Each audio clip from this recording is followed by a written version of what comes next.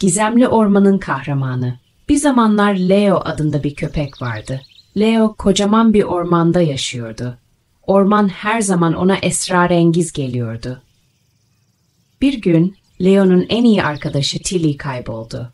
Tilly bir tilkiydi ve çok akıllıydı. Ancak ormandaki eski bir efsanedeki dehşet Tilly'nin izini kaybettirmişti. Leo, Tilly'yi aramaya karar verdi. Ormana doğru yola koyuldu. Yolda eski ağaçların uğultularını ve rüzgarın hışırtılarını duyuyordu. Leo ormanın derinliklerine doğru ilerledi.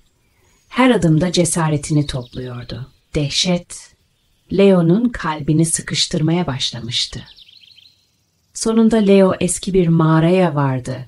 Mağaranın içi karanlık ve ürperticiydi. Leo'nun korkusunu yenmesi gerekiyordu. Leo derin bir nefes alıp mağaraya girdi. Gözleri karanlığa alışmaya başladı. İçeride yumuşak bir sızlama sesi duydu. Leo sesin geldiği yöne doğru ilerledi. Kısa süre sonra Tilly'yi buldu. Tilly bir köşede üzgün oturuyordu. Leo çok sevindi. Tilly, Leo'yu görünce gözlerini açtı. Leo, Tilly'yi mağaradan çıkarmak için planını anlattı. Tilly'nin gözleri umutla parladı. Leo ve Tilly birlikte cesurca mağaradan çıktılar. Ormandaki diğer hayvanlar onları gördü ve alkışladılar. Leo ve Tilly ormanın kahramanı oldular. Artık ormanın eski dehşeti yoktu. Leo'nun cesareti sayesinde herkes mutluydu. Leo ve Tilly dehşeti birlikte yendiler ve büyük dostlukları daha da güçlendi.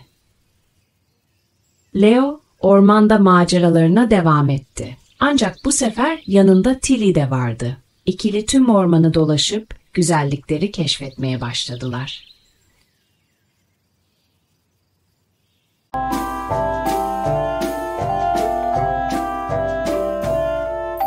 Hemen indirin ve her gün yeni hikayeleri keşfedin.